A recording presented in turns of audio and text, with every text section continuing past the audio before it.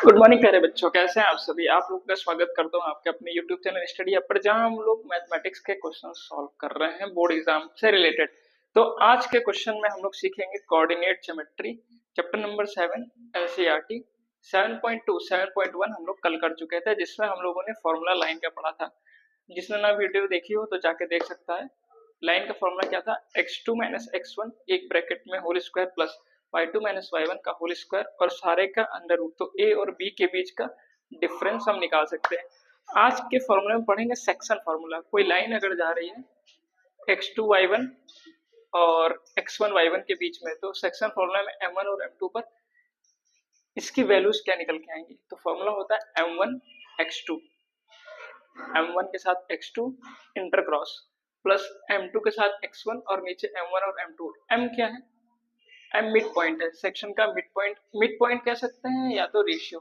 जैसे ये लाइन 2 और 3 के रेशियो में डिवाइड है, 2 और 3 के रेशियो में डिवाइड है पूरी लाइन। 2 और 3 m1 m2 हो गए। अब क्या कह रहा है, find the coordinates of the point. इस पॉइंट के कोऑर्डिनेट्स बताइए। ठीक है, जहां पर पॉइंट है माइनस का 1 और 7। तो हम अगर इसको ग्राफ पे ड्रॉ कर दें, कहना क्या चाह रहा है, माइनस का 1 यानी इधर आएगा और 7 ऊपर, माइनस का 1 और 7 यानी कि ये पॉइंट यहाँ पे हुआ। अगर ये मानते हैं, दूसरा 4 और 3, 4 इधर आएगा और माइनस का 3 नीचे आएगा। ये 4 और माइनस का 3, इससे एक लाइन जा रही है। इस लाइन पर 2 और 3 के में ये डिवाइड है, यहाँ पर ये लाइन बंद हो गई है। तो ये जो इंटरसेक्ट कर रहा है 2 और 3 के रेशियो में इंटरसेक्ट कर रहा है, ये m1 हो जाएगा, ये m2 हो जाएगा। तो इसका पॉइंट कह रहा है, बताइए जहां पर हो रहा है। क्या कह रहा है, find the coordinates of the point. उस पॉइंट के कोऑर्डिनेट्स बताइए जो रेशियो में तोड़ रहा है। तो फॉर्मूले पे निकालो, x के लिए m1 x2, m1 की वैल्यू क्या है 2, x2 क्या है 4 plus m2 3 multiply by x1 minus का 1, नीचे दोनों को जोड़ देंगे 5, क्योंकि लिखा ना m1 और m2 का ऐड करना है। तो 4 2 जा 8 माइनस 3 1 जा 3 अपॉन 4, 5 में से 5 गया 1, यानी x की यहाँ पे वैल्यू आ गई 1। अब y के लिए करते हैं इस फॉर्मूले में पुट करके, m1 y2 2 का मल्टीप्लाई y2 3 के साथ, 3 का मल्टीप्लाई क्योंकि लिखा ना m2 इंटू y1, y का 1 7 और नीचे 5 आएगा। 3 2 जा 6 माइनस का और 7 या 21, कितना आ जाएगा यहाँ, 6 5 11 15 5 3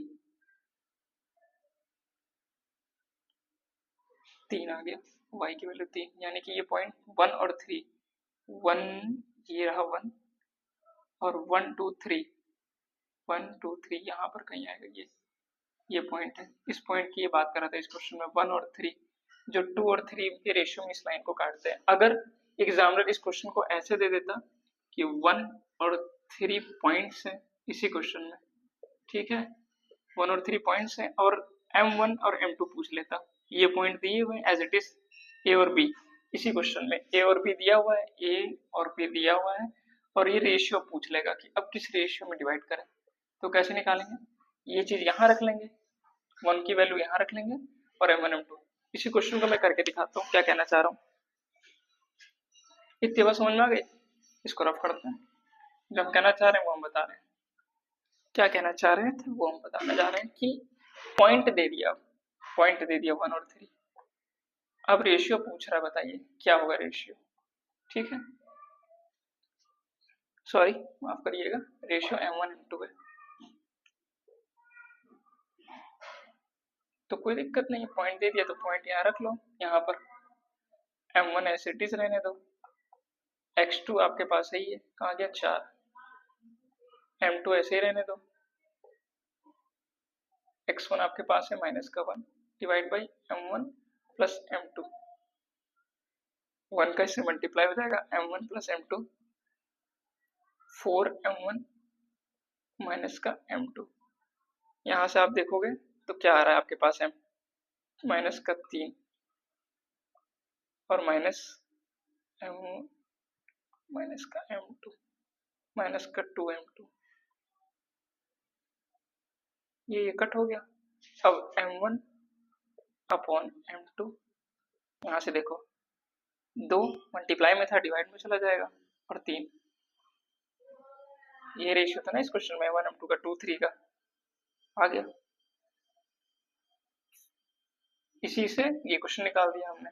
ठीक है, इतनी बात समझ में आ गई। तो यहाँ पर सेक्शन फॉर्मूला हुआ खत्म।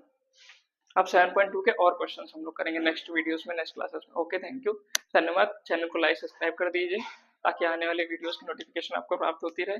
ओके, जय हिंद।